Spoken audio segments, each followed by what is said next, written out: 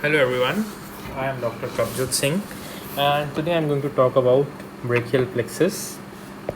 But before beginning, all of you know that medical education is ever changing, ever evolving. So whatsoever I'm teaching today might change tomorrow. Might nahi, I would say will change tomorrow. Brachial plexus is the nerve plexus that supplies the upper limb, both motor as well as cutaneous sensory innervation. So, but before talking about the brachial plexus, you need to know a little bit about the spinal cord.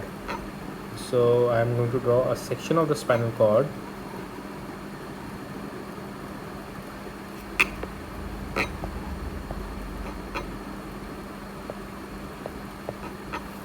All of you know that this is the anterior horn, this is the posterior horn. From the posterior horn, nerve root originates, which is from posterior horn, a nerve root originates, which is going to be sensory in nature, that will interrupt at a ganglion that is known as dorsal root ganglion, which is sensory ganglion that is located outside the spinal cord.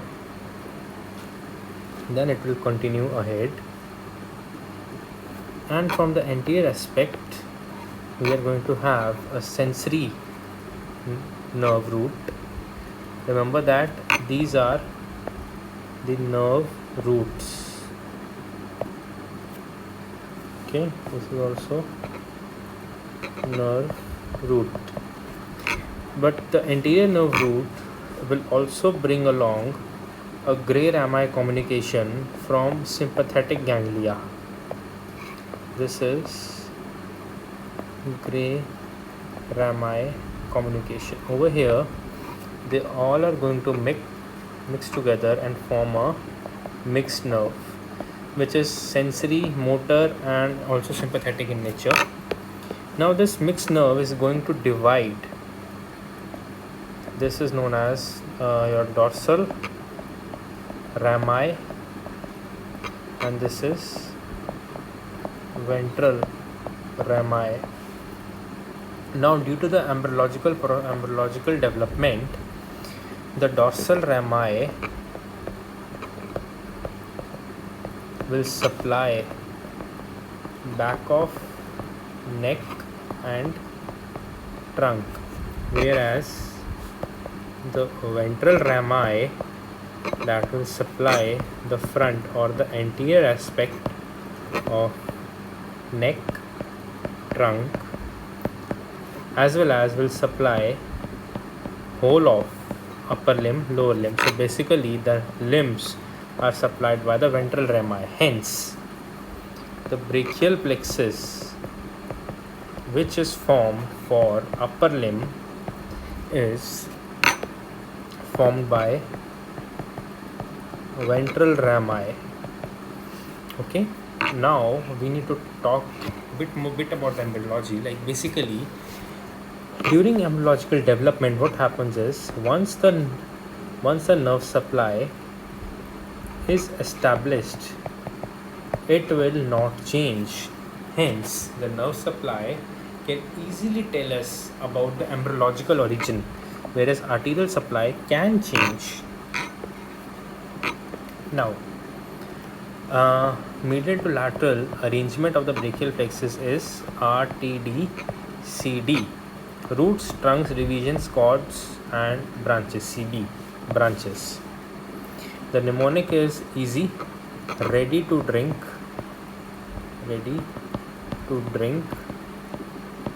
chilled beer. Okay, so over here the roots and the trunks, they are supraclavicular. The divisions are retroclavicular, whereas cords and the branches are infra. Some branches are going to be supraclavicular as well, because their branches originate from the roots. And now a bit more detail about the roots. These roots are present in posterior triangle of neck, they are present in between the anterior and middle scalene muscles, whereas the trunks are, as I said, they are supraclavicular, so the trunks are going to be 3 in number, the upper, middle and the lower trunk. I'll just come to those. The lower trunk will rest directly on the first rib or the clavicle, and the upper and the middle trunk are going to be ahead of it. Are going to be upwards. So let me draw a simple ray diagram. R, T, D, C, B. B के बारे में we'll do it separately. That's why I'm not keeping much of a space for B. But R is going to be like this: C5, C6, C7, C8, T1. So 5 and 6, they're going to combine together. And let me just write trunks over here.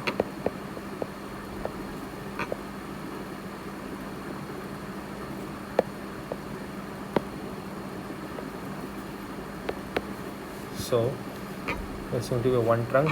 C7 will go straight. C8 and T1 will merge and form another trunk. So C5 and C6. So this trunk is your upper trunk. This is your middle trunk, and this is your lower trunk. So now you need to know that where are they merging? They are merging at lateral border of scalenus medius. Okay, so you need to know these locations very well. Where are they merging?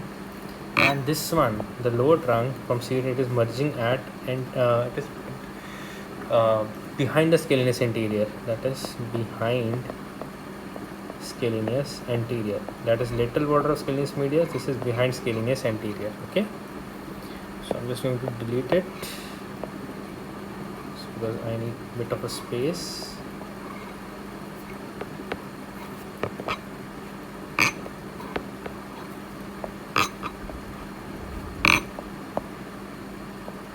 Okay, so the upper trunk is going to have the root value C5, C6, we only have C7, and this is going to have C8 and T1.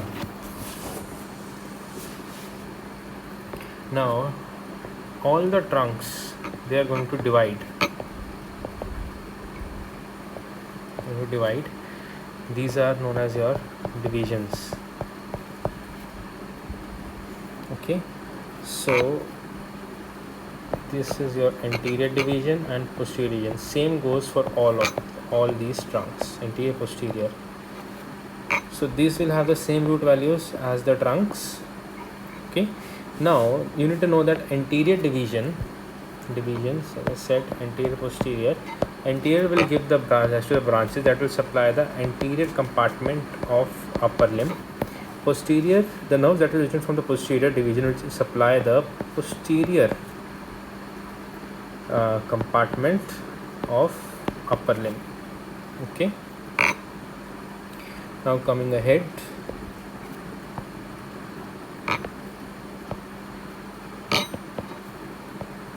over here, you need to know about the cords. So all the 3 posterior divisions will merge together,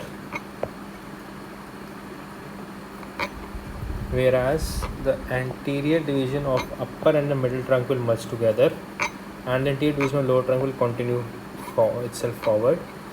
So this is going to be your lateral cord, this is going to be your posterior cord, this is going to be your medial cord. Okay, now before coming on to the fact that why they are named so, you need to know about the nerve roots. So the nerve roots for the lateral cord is going to be, look, it is coming from anterior and anterior of these 2 trunks, so it will have root value as C5, C6, C7. The posterior cord is coming from the posterior roots of all the 3, so it will have all of them as its root values. the medial cord is coming just from the anterior of lower trunk, so it will have a root value only C8 and T1. Okay, till here it's clear. So now why are they named so? Lateral, posterior and medial. It has no relation with divisions, no relations.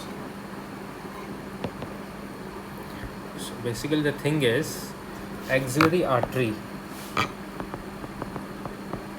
has three parts.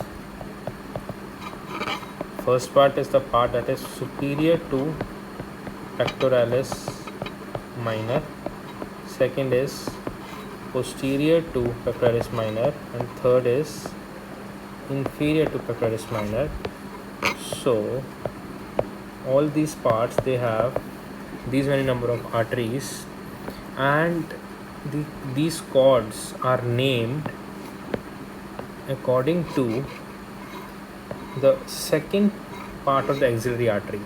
I mean to say, the cord that is lateral to it is lateral cord posterior to it is posterior cord middle to it is the medial cord. Easy? Okay. Now we'll do about the branches. Branches are of two types, supraclavicular and the infraclavicular.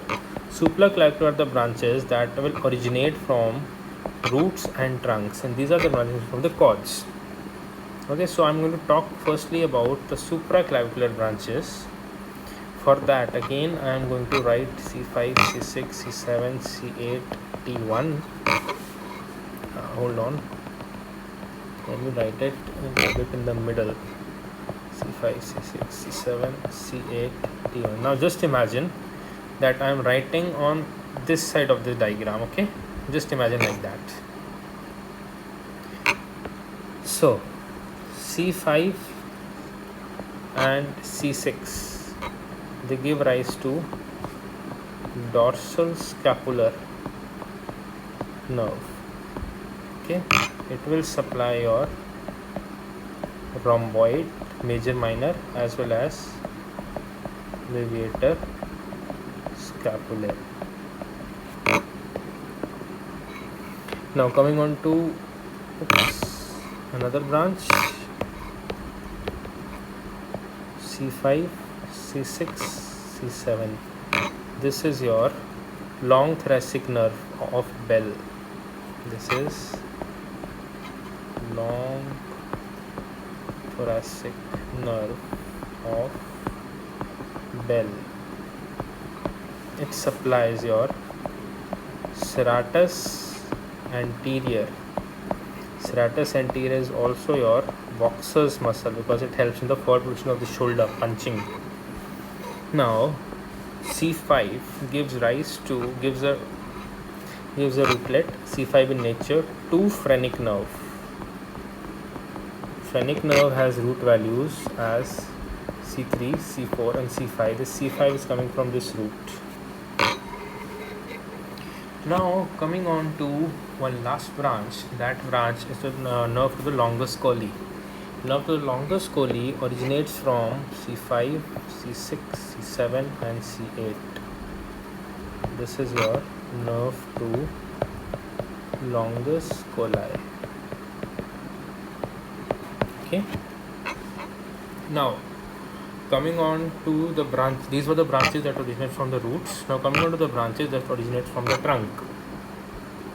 From trunk.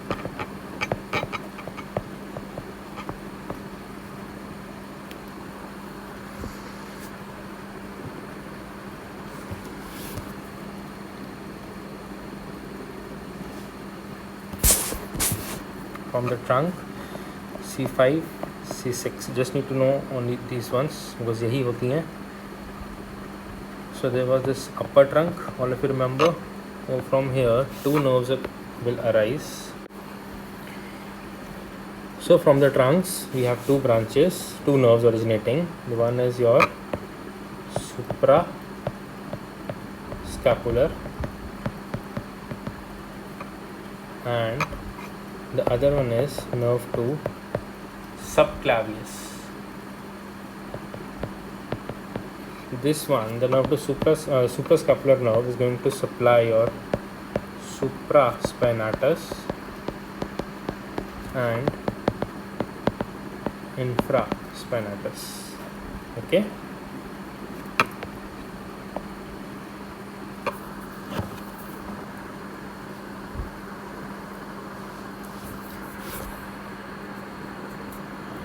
So now we'll talk about the main branches, the one that originates from the pods. I mean these branches, 3 from here, 5 from here and 5 from here. So total we have 13 branches. You need to know about all these 13 branches. The first one, we'll talk from lateral cord. Okay. From the lateral cord, we are going to have the three nerves or the branches of brachial plexus. That is your lateral pectoral nerve, musculocutaneous nerve, and the third one is going to be your lateral root of median nerve.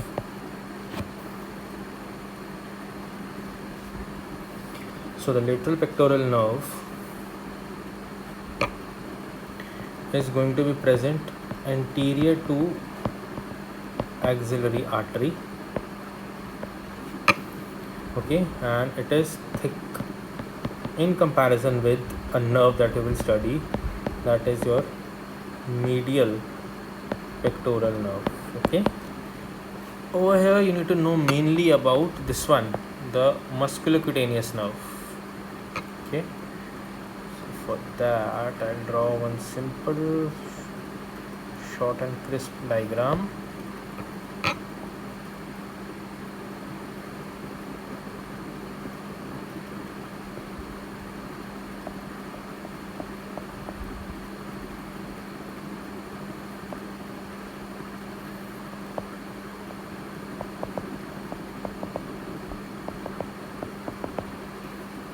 Okay, so this is your medial side, so lateral side. So this musculocutaneous nerve, it pierces coracobrachialis. It is going to pierce a muscle that is known as coracobrachialis. Then it will pass between bicep brachii and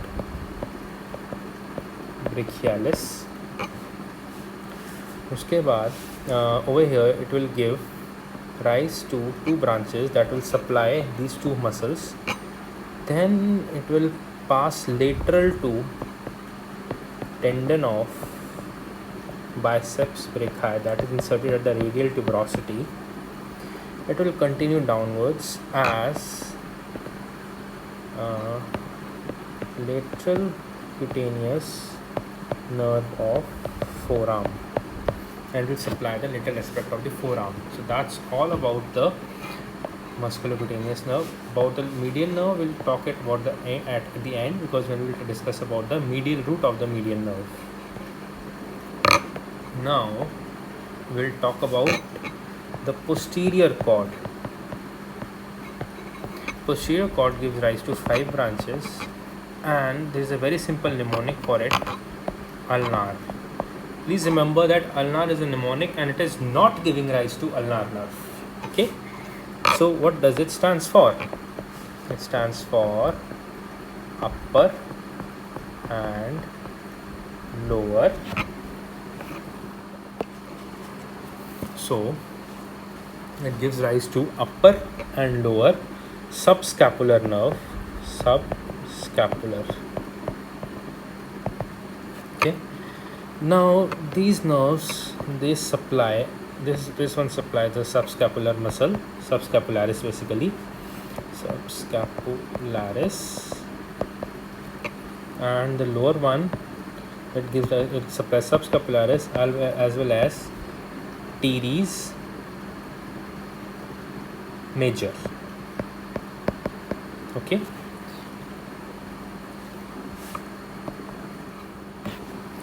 Next one is nerve to latissimus dorsi, also known as thoracodorsal nerve, and it will supply latissimus dorsi. A for axillary nerve and R for radial nerve.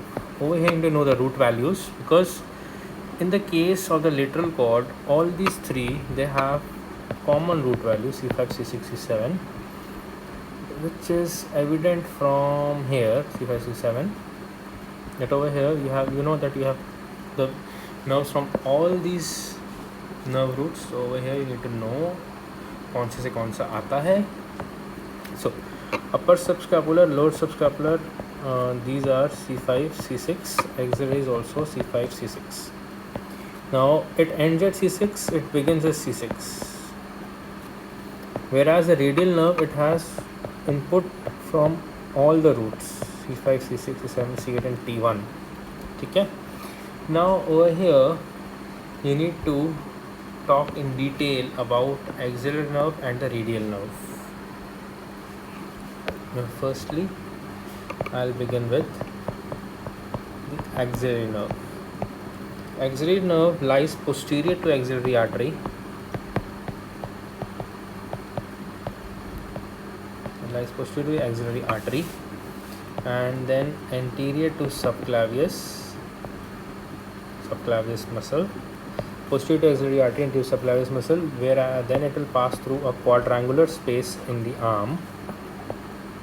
Now what is this quadrangular space? Quadrangular space is a space that is bounded above by subclavius and teres major, basically these two muscles, these two. Okay, inferiorly it is bounded by teres minor over here and major over here. Okay, and triceps, long head of the triceps. Okay, so just remember that those two muscles are present up to down. So this is your superiorly, they are present inferiorly. Now laterally you have your humerus on both the sides. So after crossing this quadrangular space, the axillary nerve will divide into anterior and the posterior parts. The anterior part is your cutaneous sensory and the posterior is your motor.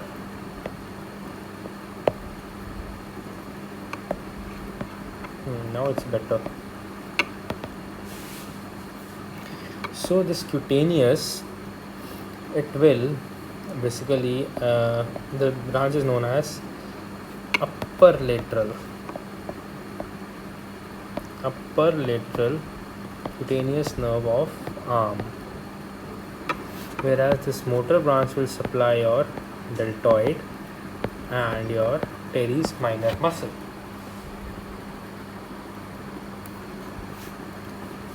Okay,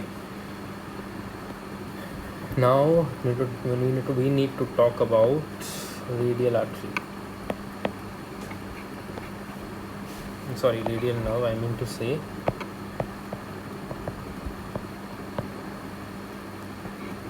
Radial nerve. Again, I am going to draw a similar diagram.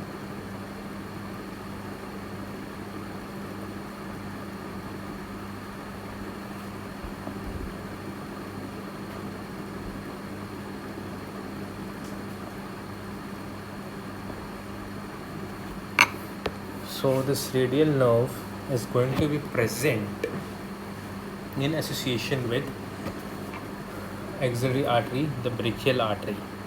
Okay, so this radial nerve, just like the axillary nerve, is posterior to axillary artery. It comes down and it has to go from medial to lateral side.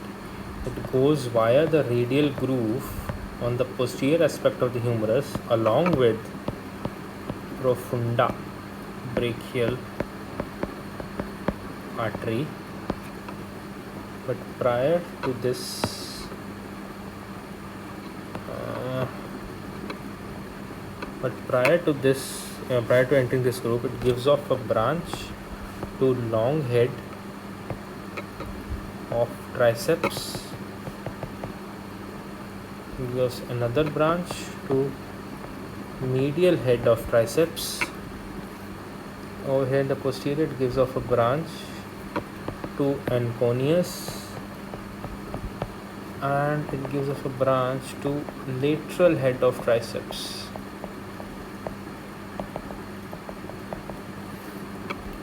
So the radial nerve, it will cross and come to the lateral aspect, it will go down, but prior to the elbow, it gives out a branch that is known as your posterior cutaneous nerve of forearm.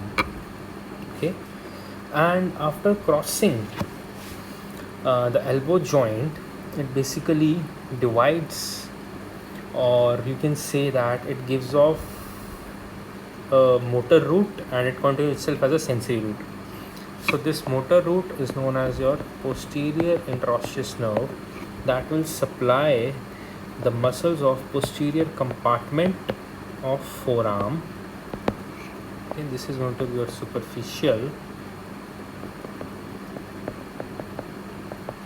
So this is going to be superficial, it is going to be cutaneous, and it will go down to your hand and will supply. And but over here, and it gives off one more branch. This branch is known as to extensor carpi radialis. Now the cutaneous supply of the radius in the hand.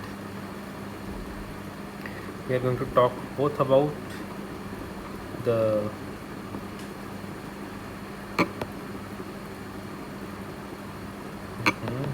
okay, hold on.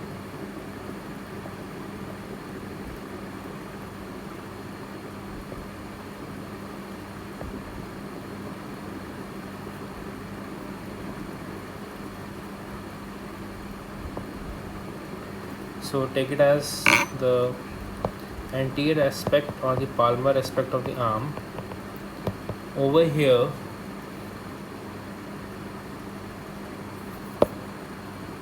radial nerve is not going to supply.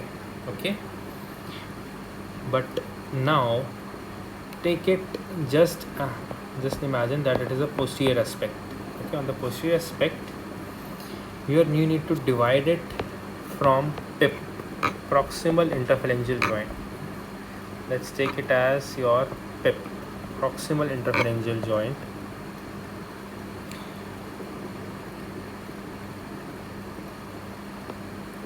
So divide it 2.5.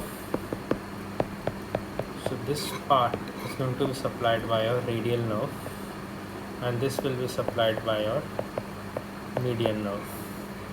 Whereas above the PIP, this division is 3.5, 1.5, but it again remains like this. This part will be supplied by your radial nerve, whereas this part will be supplied by your medial nerve.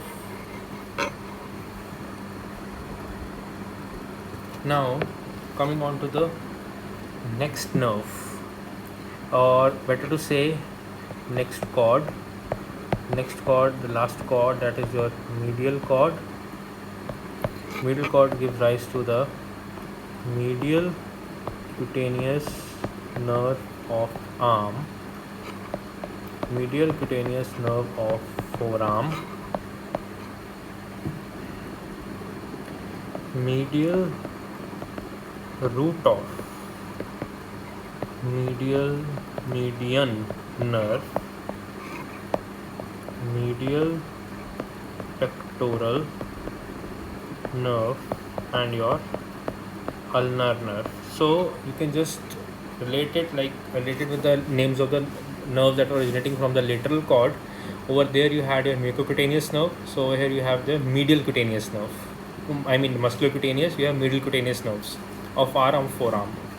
You had the lateral root of the median, you have medial root of the median. You have lateral pectoral nerve, you have medial pectoral nerve. Only ulnar nerve is the one that is new over here for you. Now about the root values.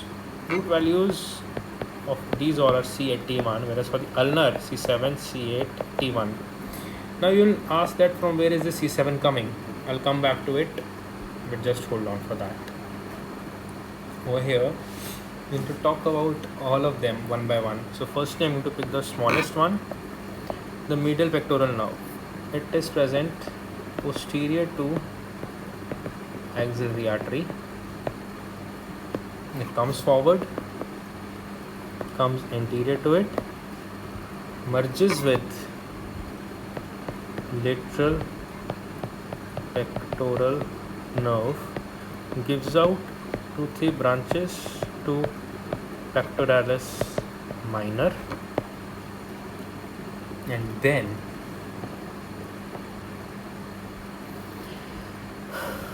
it pierces the pectoralis minor and continues and supplies the pectoralis major.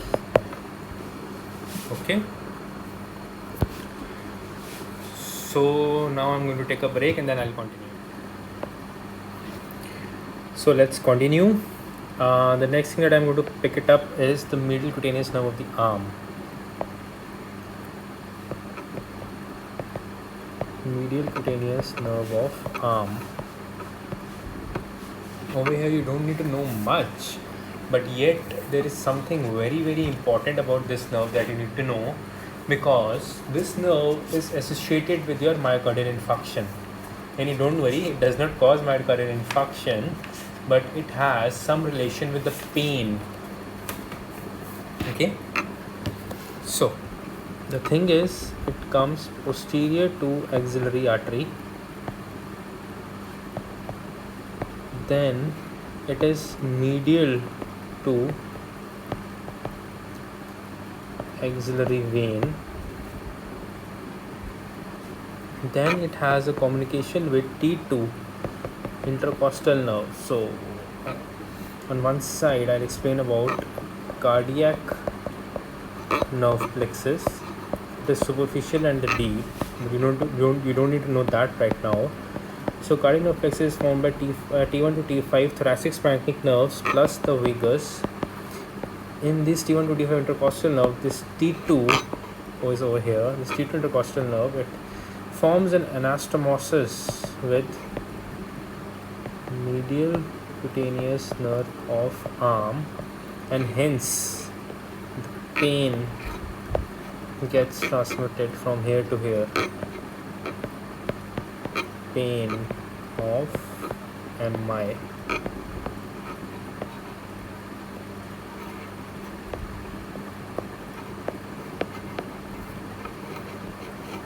Okay.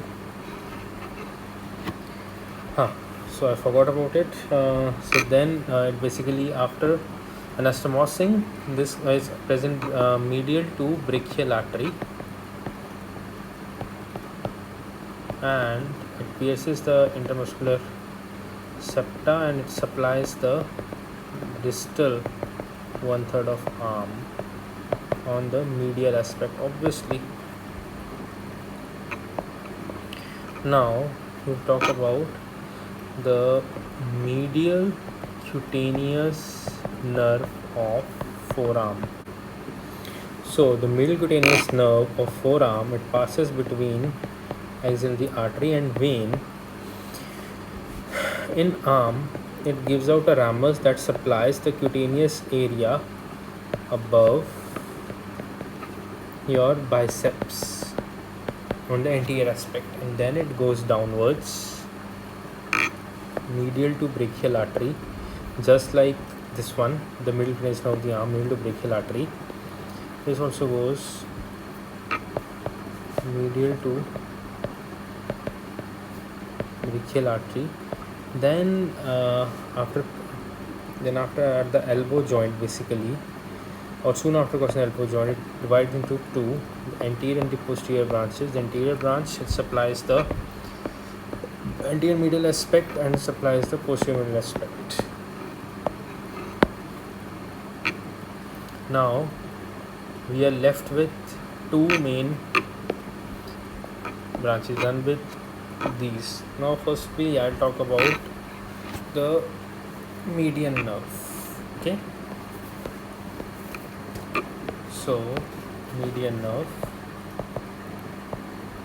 So median nerve has two roots, the lateral root and the medial root. Lateral root has root value C5, C6, C7. Medial has C8, T1. Hence, the main median nerve is going to have the root values same as the radial nerve. Okay, so don't get confused in the root values of the median nerve. They are exactly same as radial nerve. Now we need to talk a little bit about the path that this nerve takes. It's a little bit tricky for this nerve. Again, I'll draw that same diagram.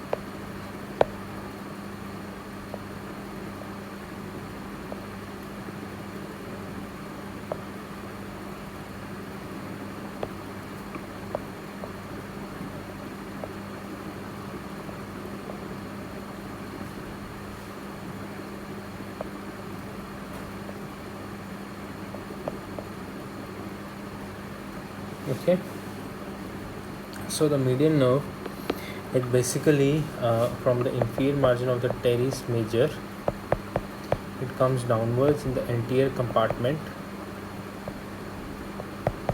and it has to go like this.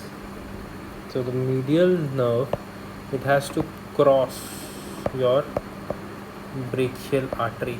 Firstly, in proximal half, it lies lateral to brachial artery. Then it basically crosses it, and at the level of the cubital fossa, it lies anterior to brachial artery. Median nerve has no branches in the arm. Okay, so let me just clear it up.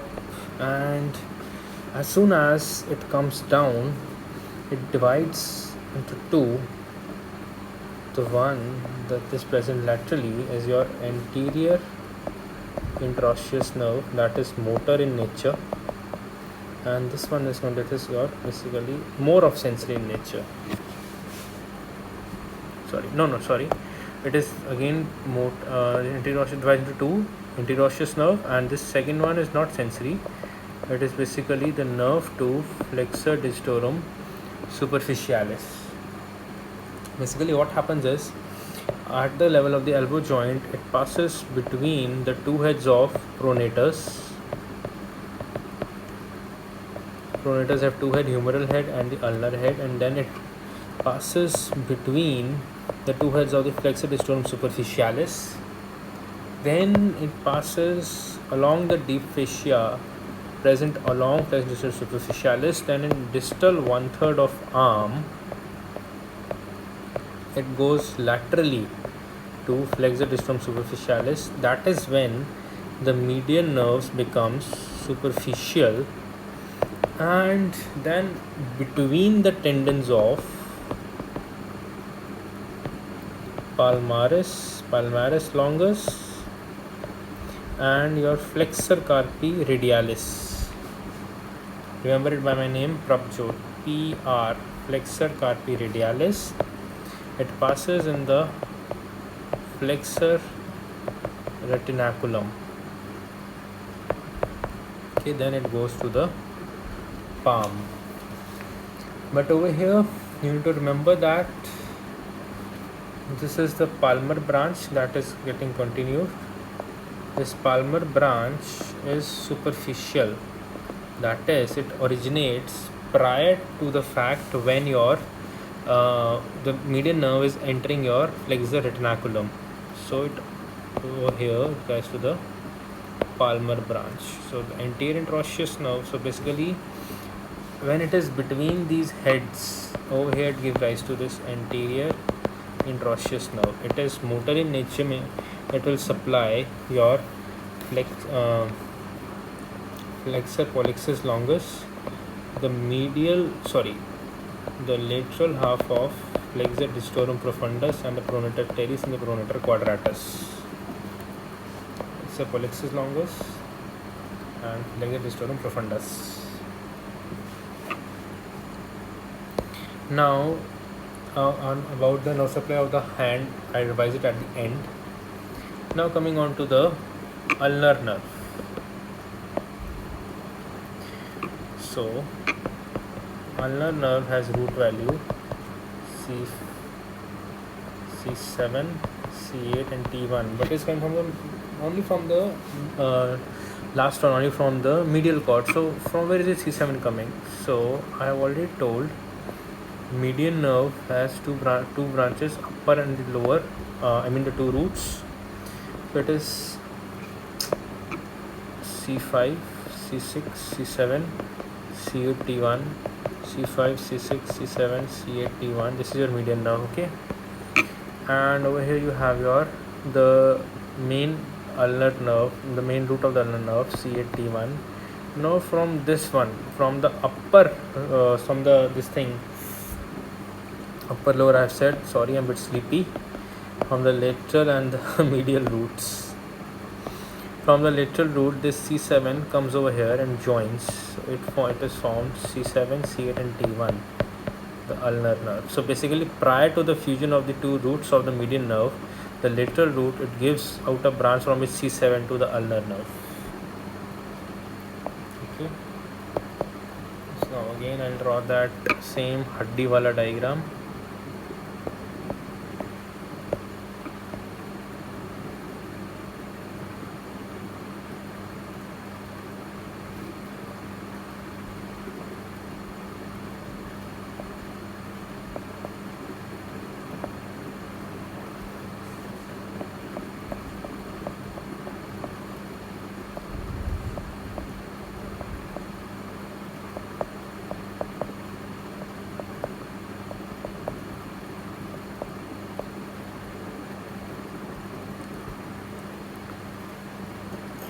Ulnar nerve is one of the easiest nerve. So ulnar nerve, lies medial to the axillary artery. Remember that is coming from the medial cord. Also it lies medial to the axillary artery. So this is your axillary artery and this is your ulnar nerve. Then at the middle of this arm, it pierces the intermuscular septa and comes to the anterior compartment.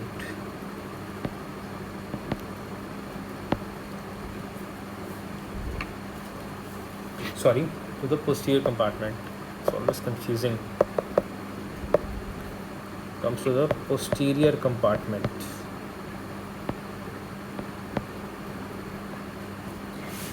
And then it hooks around the posterior aspect of medial epicondyle. Remember, medial epicondyle, we have the ulnar nerve, lateral epicondyle, you have your musculocutaneous nerve.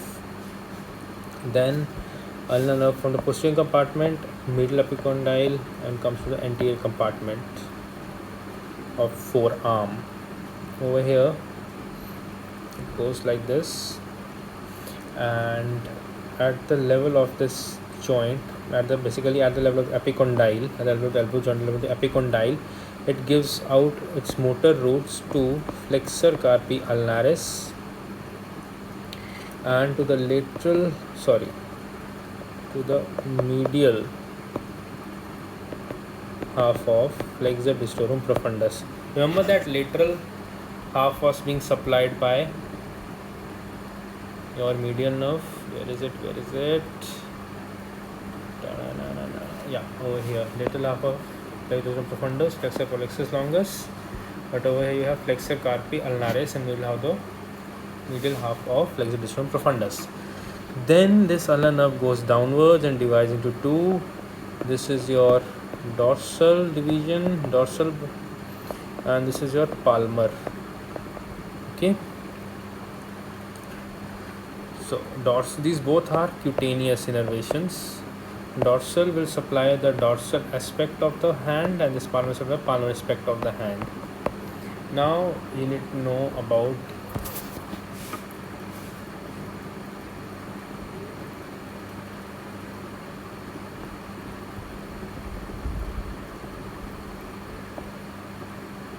Now imagine this is your hand. Let's take it that this is your anterior or the palmar side, and over here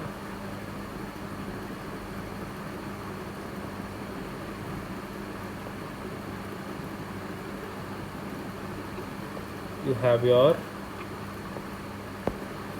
the dorsal aspect. Okay, so coming on to the palmar aspect first.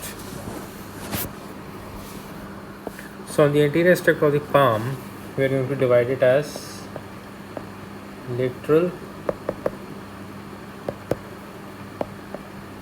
3.5 and medial 1.5. This lateral 3.5 is going to be supplied by medial nerve. Okay, supplied by medial nerve, whereas this medial 1.5 is going to be supplied by ulnar nerve.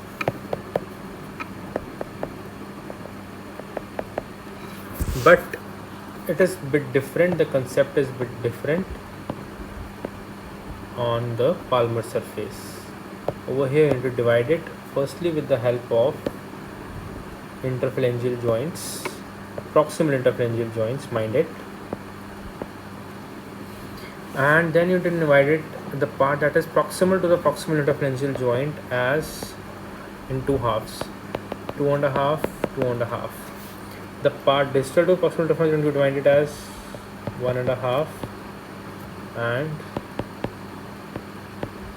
3.5. So remember that the side of the thumb is supplied by the median nerve. So again over here you will have your nerve supply with the help of your median nerve only. Even this part, okay?